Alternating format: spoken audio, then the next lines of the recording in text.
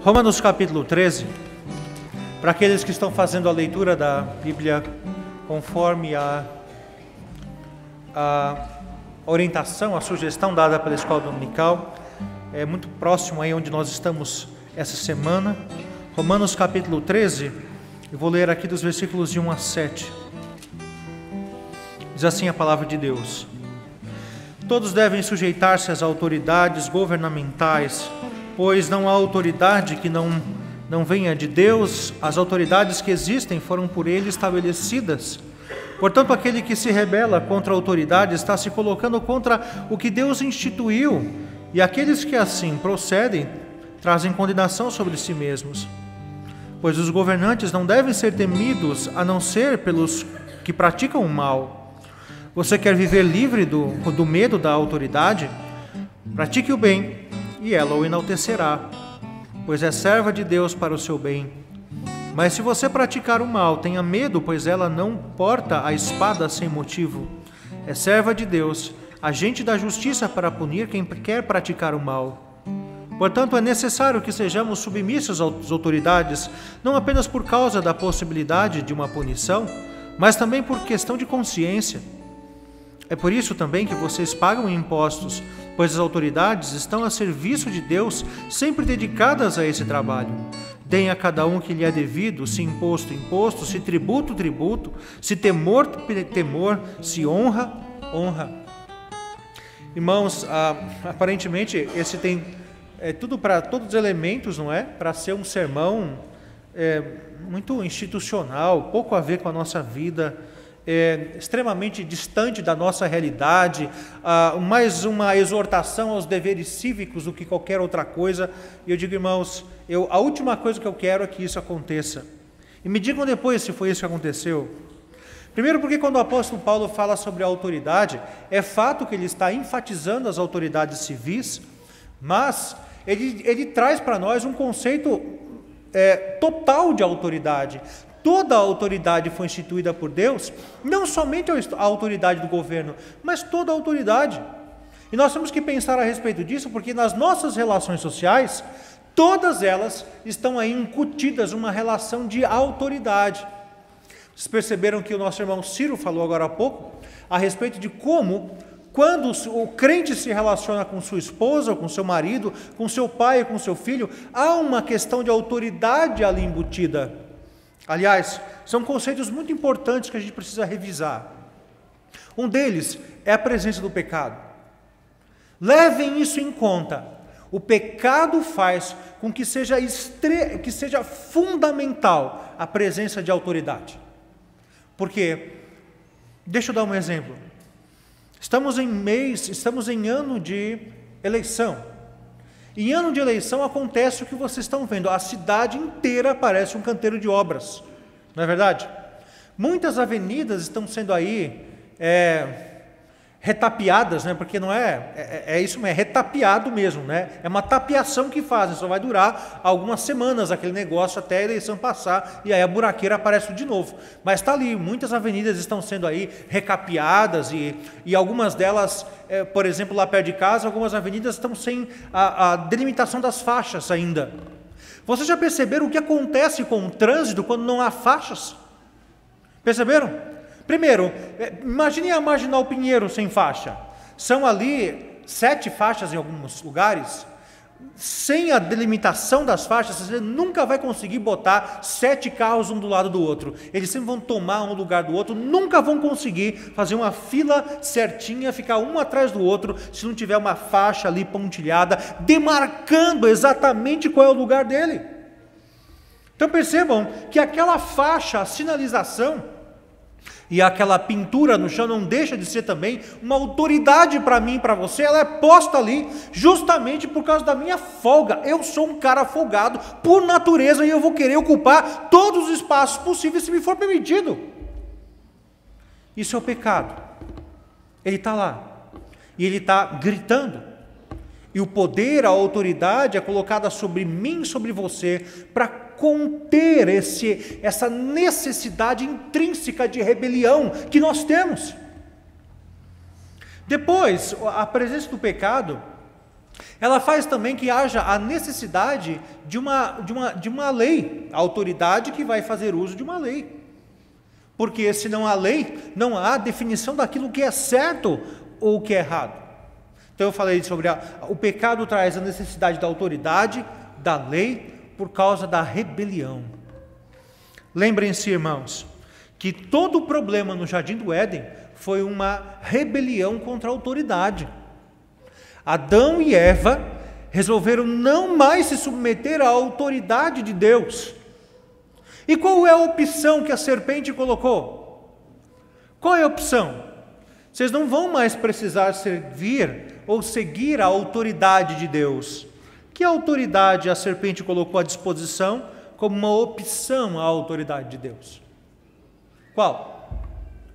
A serpente? Ela colocou a si própria como opção, dizendo assim: sirvam a mim. Não. Ela disse: sirvam a vocês mesmos. No dia em que vocês comerem do fruto, vocês serão como deuses. Nós vivemos uns dias em que o que impera na nossa sociedade é aquilo que a gente chama de relativismo. E o relativismo, ele traz consigo essa característica: não há autoridade. Porque, em suma, a última autoridade é a interpretação que o seu coração dá às coisas. Esses dias eu ouvi jovens crentes dizendo exatamente isso, que não dá para você ter garantias sobre o que a Bíblia está dizendo, porque as interpretações são múltiplas. Você precisa confiar no seu coração, naquilo que você entra na sua comunhão com Deus, naquilo que você entende que seja a interpretação das Escrituras. E aí então, você vai ver cada aberração. Você vai ver crente defendendo a homossexualidade como se fosse uma opção válida. Você vai ver crente defendendo o aborto. Você vai ver crente dizendo que mentira não tem problema. Você vai ver crente dizendo que adultério não tem nenhuma dificuldade com isso. Ou então, novo casamento, divórcio. Olha, tranquilo, o que importa é ser feliz, que o ruim é viver em casa sobre o inferno. Os pais brigando, não, é melhor separar, como se só existissem essas duas opções. Você vai ver crente defendendo coisas que a Bíblia diz exatamente o contrário. Sabe por quê? Porque o que vai dizer em última análise é o seu coração. É Ele o que vai dizer o que está certo e o que está errado. Nós vivemos numa época, irmãos, em que se cultua a dúvida. O importante não é você ter certeza, o importante é você ter dúvidas. E ainda você tem que fazer uma cara de intelectual. Então, a dúvida é o bom, não a certeza. A palavra de Deus é recheada de argumentos contra isso. Eu não sei como um cristão pode se deixar levar por essas ondas. Jesus, certa vez foi inquirido: o que devo fazer para herdar a vida eterna?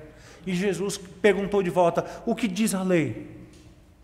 E diante de uma resposta assertiva, Jesus disse: você respondeu bem, faze isso e viverás. Percebe, irmãos, que Jesus Cristo, Ele apontou para a gente a necessidade de certas certezas. Ou então a própria existência da palavra está ali para quê? As coisas que foram aqui reveladas foram escritas para que vocês creiam. Não para que vocês duvidem, mas para que vocês creiam. Por isso, quando estou falando de autoridade, o principal problema que nós enfrentamos é a maneira como nós vemos a autoridade das Escrituras. Ela foi relativizada pelo seu próprio coração. Temos aqui alguns advogados presentes. E diz um dito no meio jurídico, Saulo aí, por favor, me conserte se eu estiver errado, que a testemunha é o quê? A prostituta das provas. Sabe o que é isso? Que o coração humano, quando fala de alguma coisa, ele pode realmente estar errado, porque ele é inclinado ao mal. A testemunha é a prostituta das provas. E o problema é que muitas vezes você se coloca como a maior autoridade sobre qualquer questão. Enquanto a palavra nos ensina a duvidar de nós mesmos, você está dizendo, eu, em última análise, que vou dizer o que é que está certo, o que está errado. Sou eu que vou trazer a melhor interpretação da palavra. Esse é um problema muito sério. E antes de pensarmos que devemos honrar as outras pessoas, os nossos governantes, as suas autoridades eclesiásticas, as suas autoridades dentro de casa, antes de pensarmos sobre isso, a primeira coisa que você precisa fazer é destituir a sua própria autoridade, que você acha que tem, mas que você não tem. Toma cuidado com isso. Às vezes a gente acha que as pessoas que estão fazendo o errado, elas fazem de caso pensado. Quando nós vemos muitas pessoas se levantando contra a autoridade na Bíblia, elas não fazem isso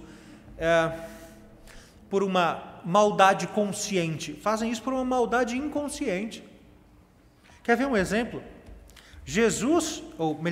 Moisés é mandado por Deus à presença do faraó, e dizendo que o faraó deveria deixar o povo sair para prestar culto a Deus no deserto.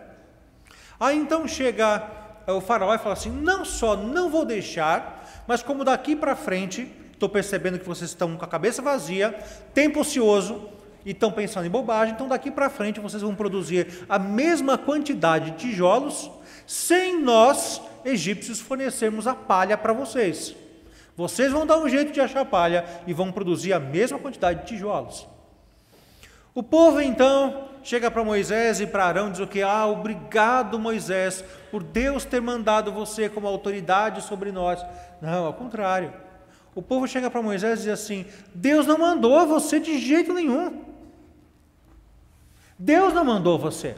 Olha só o que está acontecendo. Não é possível que Deus tenha te mandado. Chega no meio do deserto, o próprio Arão, irmão de Moisés, e a outra irmã, Miriam, se levantam contra a própria autoridade de Moisés. Miriam fica leprosa. Os filhos de Coré, ou melhor, Coré se levanta contra Moisés também. A terra se abre e o engole. Essas pessoas que procederam dessa forma, muitas delas acharam que estavam certas. Muitas dessas pessoas, a maioria delas, achavam que estavam seguindo o caminho correto, seguindo as próprias intenções do seu coração. Mas aqui vem Paulo e diz que todos devem se sujeitar às autoridades, porque não há autoridade que não proceda de Deus. É óbvio, irmãos, que Paulo está falando aqui de uma situação normal, ideal. É verdade que as autoridades também fazem o mal, e daqui a pouco a gente vai falar sobre como nós devemos proceder diante disso, mas diante de toda a gama de ações de um governo, nós, por exemplo, mesmo diante de tantas medidas anticristãs, que já foram aqui algumas delas elencadas, nós podemos dizer que a maioria das ações do governo vem pelo nosso bem. É o governo que institui políticas de segurança e de saúde, por pior que sejam, ainda existe alguma estrutura social e ela é regimentada, regulamentada pelo governo. A maioria das ações do governo, de qualquer país, são, salvo raras exceções, mas são para o nosso bem. A grande maioria. Pois bem, o começo da igreja, o Ciro lembrou aqui a época de perseguição, mas a perseguição ela vai começar lá pelo ano 64, por aí. Acho que é no ano 64 que o imperador determina que todos os judeus deveriam abandonar Roma, e é aí que a coisa começa a pegar. Mas vejam só, Jesus morreu em 33. A igreja tem 3 décadas de paz diante dos romanos. E problemas com os judeus perseguem os cristãos, não os romanos. 30 anos depois é que os romanos vão começar a perseguir os cristãos. Aliás, uma das coisas que fez o cristianismo prosperar, que foi usada por Deus, foi o fato de que os romanos interpretavam o cristianismo como se fosse uma vertente do judaísmo. E como os judeus possuíam muitos privilégios no governo romano, eles então estenderam esses privilégios aos cristãos também. Por exemplo, vejam ali a quantidade de entrevistas que Paulo faz diante de autoridades romanas no livro de Atos. Viram quantas vezes Paulo tem que fazer discursos diante de autoridades? E as autoridades diziam o quê? Não vejo motivo para condená-lo, não vejo problema. Por quê? Porque diante das autoridades romanas, o que Paulo estava fazendo simplesmente era interpretando a lei dos judeus de uma maneira diferente. Por isso, foi essa a carta escrita aos Romanos, foi a primeira carta, uma das primeiras cartas, ou melhor dizendo, e foi escrita antes da grande perseguição. Paulo está falando de um governo ideal. Paulo está falando de governantes ideais. E isso vai ser estendido a todo tipo de governante, inclusive aos maus, inclusive aos ímpios, conforme nós lemos lá em 1 Pedro capítulo 2 também. Irmãos, nós não somos cidadãos deste reino, deste mundo por excelência. A nossa pátria, ela é celestial. Fomos transportados para lá quando cremos em Jesus Cristo. Somos aqui peregrinos, mas isso não quer dizer que não tenhamos deveres para com as autoridades. Vejam só que essa sujeição, ela é narrada aí, tanto no versículo 1 quanto no versículo 5. Ela é enfatizada: vocês devem estar sujeitos. Agora, o importante também é ver, irmãos, como isso se encaixa dentro de todo o contexto do livro de Romanos. Porque aqui no capítulo 12, ele está falando o quê? Começa aqui a parte prática do livro, ele falando que nós devemos apresentar a nossa vida como um sacrifício vivo, santo e agradável a Deus, que deve ser o nosso culto racional. O contexto é esse, que Deus quer que tenhamos um proceder santo. E a maneira, olha só, jovem, a maneira como você se relaciona com os seus pais mostra que tipo de culto que você está tendo para com o seu Deus. Porque se Deus requer de nós um culto que seja o sacrifício da nossa própria vida em favor dEle, Ele está querendo dizer: olha, faça morrer o seu eu cada dia. Sabe, muitos dos seus desejos interiores, muitas das suas inspirações interiores, você tem que colocar isso à disposição do Senhor.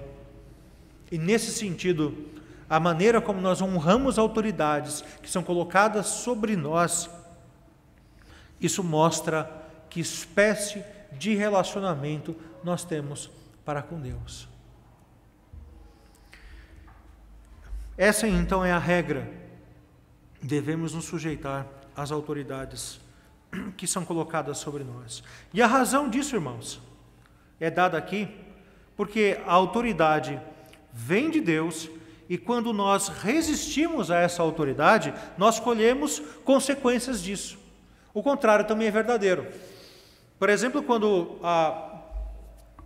quando Deus nos manda honrar pai e mãe, Ele nos dá consequências disso, porque para que os teus dias se prolonguem sobre a terra, é o chamado primeiro mandamento com promessa. Eu já disse para vocês sobre a relação que tem, ou porque Deus teria colocado este como o primeiro mandamento dos nossos deveres sociais. Lembram dos 10 mandamentos, né? Nós temos ali os 4 primeiros que falam dos nossos deveres diretos para com Deus.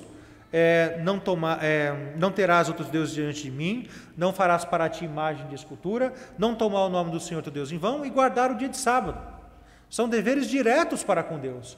E quando começa os deveres para com o próximo, o primeiro deles, que é o 5º mandamento, é: honra teu pai e tua mãe. Então complemente, para que se prolongue teus dias. Alguns entendem de maneira interessante, e eu acho que é muito por aí mesmo, que você, obedecendo a este 5º mandamento, quando você honra teu pai e tua mãe, vai ser muito mais difícil você quebrar os mandamentos seguintes. Quais são eles? Não roubar, não matar, não adulterar. Por exemplo, você que é um jovem casado, se os seus pais são cristãos ou tementes a Deus, vão fazer igual meus pais fazem comigo: vê se cuidar bem da Suênia, hein? Eu costumo dizer que eu tenho 2 sogras, né?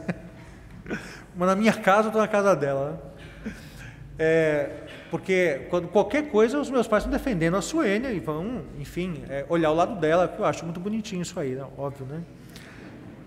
Pelo menos aqui do púlpito é o que eu estou dizendo. É isso que você vai fazer. Então, óbvio, pergunta para você que é um jovem casado, pergunta para os seus pais o que eles acham de você ter uma outra mulher, ou adulterar, ou se separar da sua mulher. O que seus pais vão dizer? Não faz isso, meu filho, se reconcilia, vai lá, volta com ela, pede perdão, aceita o perdão de volta. O que eles vão dizer sobre a maneira de você se portar em relação aos outros, sobre a ódio, sobre roubar, sobre matar? Quando você honra a autoridade dos seus pais, tudo fica mais fácil de ser obedecido. É um instrumento de bênção para a nossa vida. Por isso que não honrar autoridades traz consequências. Consequências sérias. A autoridade é aquela que pode castigar. E aí que eu vejo que é uma grande crise de autoridade, não é? A maneira como hoje as pessoas olham a igreja cristã e não admite que esta igreja tenha autoridade para disciplinar. Não, disciplina, dizer que está excluído da igreja, suspenso da comunhão, essas coisas são um grande absurdo, porque não combina com o amor, não combina com o amor que devemos ter. Olha, irmãos, quantas vezes o livro de Provérbios associa amor à disciplina? O livro de Provérbios vai mostrar o outro lado, que o amor não combina com a falta de disciplina. Amor e disciplina são duas coisas que andam de mãos dadas. E se elas não estiverem de mãos dadas, você vai sofrer as consequências por isso. E eu lamento ter que ouvir, por exemplo, o que eu ouvi no rádio outro dia, numa rádio que se denomina cristã, dizendo assim: se você foi disciplinado na sua igreja, amaldiçoado na sua igreja, vem aqui para a nossa igreja, que aqui você vai ser liberto dessa corrente que foi colocada sobre você. Os crentes não estão dispostos a ouvir a respeito de disciplina, porque perderam o conceito daquilo que é autoridade. Sabe uma coisa que me deixa muito aborrecido? É a maneira extremamente desrespeitosa que nós tratamos as nossas autoridades civis. Por exemplo, eu acho que é uma falta de respeito para com Deus em primeiro lugar, quando fazemos chacota com a nossa presidente, ou com o nosso governador, ou com o nosso prefeito.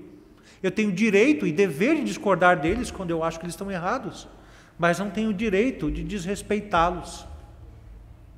Isso faz parte dos nossos deveres civis. Eu posso não votar neles. Aliás, eu acho que nenhum desses que estão aí eu votei neles, mas eu devo respeitá-los. Eu preciso considerá-los. É a minha presidente, é o meu governador, é o meu prefeito, mesmo eu não tendo votado neles. E eu devo a eles honra, devo a eles respeito, e vou discordar deles com uma voz bem alta quando não concordar, quando eu achar que eles estão extrapolando aquilo que a palavra diz que é certo e eles forem contra isso. A autoridade, ela precisa carregar a espada, e é por isso que em diversos níveis essa espada vai representar coisas diversas. A autoridade da igreja traz um tipo de espada, a da família, dos pais é outro tipo de espada, e a do governo é um terceiro tipo de espada, e os três são diferentes, mas todos eles visam o bem, o bom, a prática da justiça, e usam da espada quando aqueles que estão sob essa autoridade se desviam do bem, do bom e da prática da justiça. Ela precisa existir, senão não é autoridade de fato. Pense nisso. Toda autoridade precisa carregar a espada. Por isso que no final ele vai dizer o seguinte: olha, você deve às autoridades, e ele diz honrar, dinheiro quando é autoridade civil ou governo, temor, porque a espada faz com que as pessoas tenham medo, e honra, acima de tudo, que deveria ser o principal. Mas a autoridade traz a espada, e se não traz espada, não é autoridade. Eu te garanto, se você não tivesse que dever nenhuma satisfação ao seu chefe no seu trabalho, e às vezes o chefe pode assumir diversas características, né? Temos aqui alguns que têm o seu próprio negócio. Imagina só, você que tem o seu próprio negócio, você não tem chefe, você tem um monte de chefe. Todos os seus clientes são seus chefes. Não é verdade? Se você não liga de maneira nenhuma para aquilo que eles pensam, que tipo de trabalho você vai apresentar? Você sabe disso. A espada daquele que é o empreendedor, a espada do seu cliente é o contrato. A hora que ele resolve dizer, você não está me servindo bem, ele vai usar a espada dele e vai contratar outro no teu lugar. Por isso, você deve honrá-lo e temê-lo. Não é verdade? A razão para obedecermos às autoridades, então, é por conta de que ela é instituída por Deus e que nós podemos colher frutos disso, colher maus frutos disso. É claro, como eu disse para vocês, há uma exceção. A exceção é você entender que a única autoridade absoluta é o próprio Deus. É Ele que delega a autoridade. Por que o pai é pai? Porque Deus é pai. Porque a mãe é mãe? Porque Deus é quem é. A soberania, o governo é alguma coisa que é delegada pelo próprio Deus. Vem dele e não é automático do ser humano. Por isso que quando você governa, o que governa? Você governa por ser imagem e semelhança de Deus. Seja o seu lar, a sua empresa, seja o cargo que você ocupa na igreja, se você é um professor da escola dominical, ou se você canta no conjunto ou no coral, ou se você é oficial da igreja, você tem autoridade. E você deve exercê-la quando você desempenha o seu dom espiritual dentro da igreja, ou fora dela também.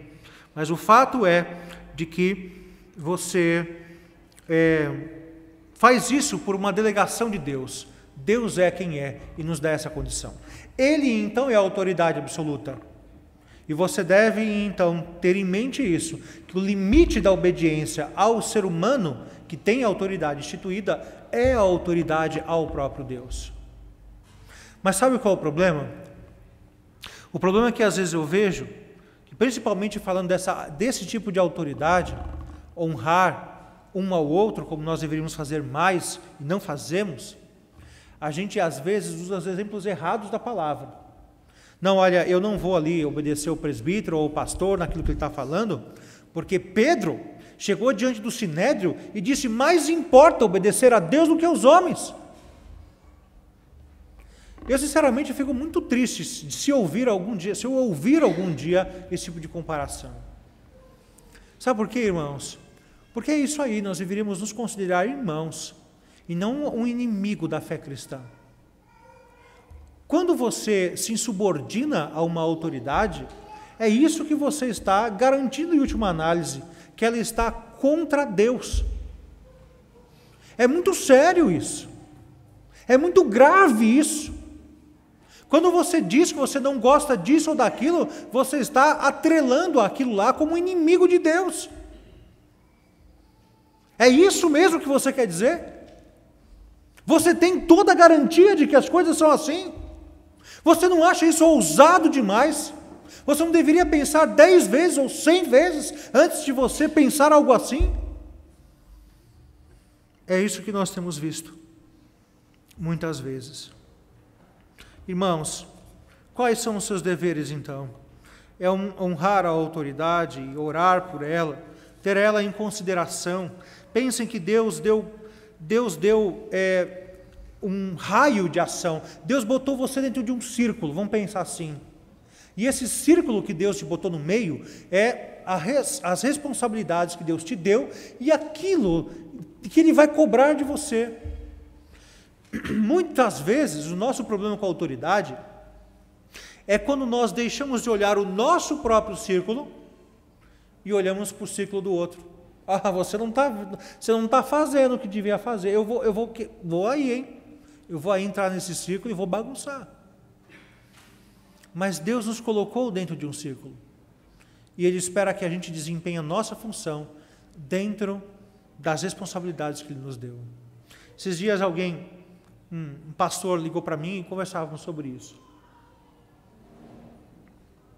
Ele se dizia angustiado, porque ele era uma espécie de pastor auxiliar na igreja, e ele não concordava com determinadas coisas que o pastor titular estava fazendo, e ele perguntava para mim, como eu devo interferir nesse processo? E a minha resposta foi exatamente essa: quais foram as responsabilidades que Deus te deu como pastor auxiliar? Entenda que existem determinadas coisas que precisam ser feitas, mas não é por você. Porque Deus não te colocou, Deus não te deu essa autoridade e Deus não te deu essa responsabilidade. E não é de você que Deus vai cobrar. Está em falta, mas não é de você que Deus vai cobrar. Deus vai cobrar do outro, para quem Ele deu, para quem Ele delegou. Quando a gente vê, por exemplo, uma briga de marido e mulher, quando eles estão, é uma disputa ou é uma discussão sobre responsabilidades sempre. O que é que você não deveria, o que é que você não tem feito que deveria fazer? É sempre, no caso do lar, há sentido, não é? Porque afinal de contas os dois são uma só carne. E eu creio que não existe instrumento melhor para nos afiarmos do que o nosso cônjuge. Mas tomem cuidado com isso, que muitas vezes é quando você se intromete no círculo do outro que você quebra o princípio de autoridade. Então, irmãos, quais são os seus deveres? Honre, ore. Eu vou começar por mim mesmo. Irmãos, a semana passada o presbitério esteve aqui, me dando a posse para os próximos 5 anos, e eu pedi uma coisa para os irmãos, e eu confirmo novamente, irmãos, orem por mim como pastor da igreja. Orem para que o Senhor saneie os meus defeitos, para que o Senhor vá ao encontro das minhas necessidades, para que o Senhor me capacite ao abrir a minha palavra. Vejam quantas vezes Paulo falava sobre isso. Olha, orem para que no abrir da minha boca o Evangelho seja conhecido, orem para que eu tenha intrepidez, orem por mim como pastor da igreja. Eu sei que nem sempre você concorda com tudo que eu falo e não acho que a gente tem que sair de uma linha de produção e sermos todos iguais, é verdade, mas eu peço que vocês orem incessantemente pelos pastores de vocês, orem pelos presbíteros, pelos seminaristas, orem pelos diáconos, orem por aqueles que têm autoridade sobre você sempre. Quer ver? Quando foi a última vez que você orou pelo seu professor de escola dominical? Quando foi? Quando você orou pelos seus clientes ou o seu chefe? Eu não estou dizendo orar contra o seu chefe, estou dizendo orar a favor do seu chefe. Contra, eu acho que você até chegou a orar aí, não faz muito tempo, né? Mas orar a favor. Essa é uma obrigação, mesmo num momento de opressão. Quando o povo de Israel estava lá na Babilônia, a ordem de Deus foi: orai pela paz da cidade. Não importa se é a casa de vocês ou a terra estranha na qual vocês estão chorando por viver nela. Orem pela paz da cidade, orem pelos seus governantes.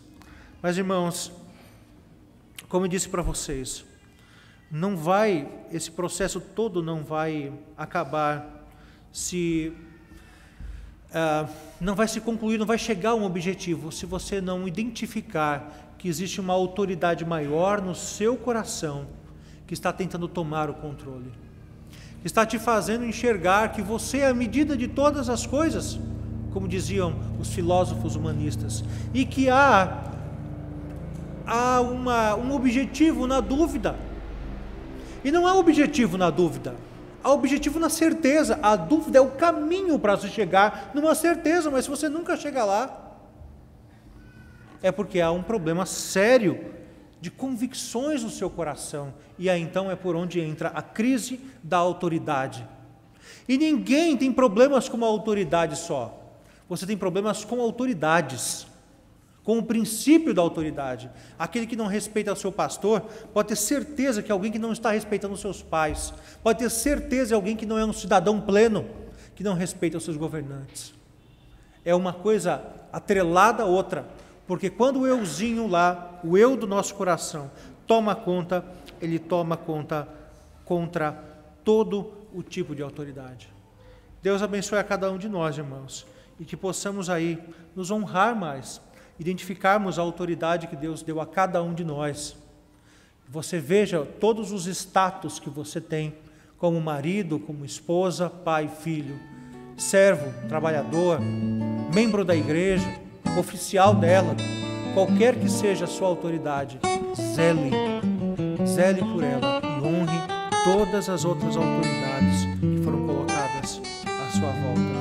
Lembre-se, tudo aqui começa com o culto a Deus, que começa com um sacrifício pessoal. Desentronizar aí esse euzinho é um sacrifício, é cortar na carne, é fazer sofrer. Você precisa passar por esse sacrifício para, de fato, entender que Deus nos colocou em relações de autoridade e honrarmos essa autoridade.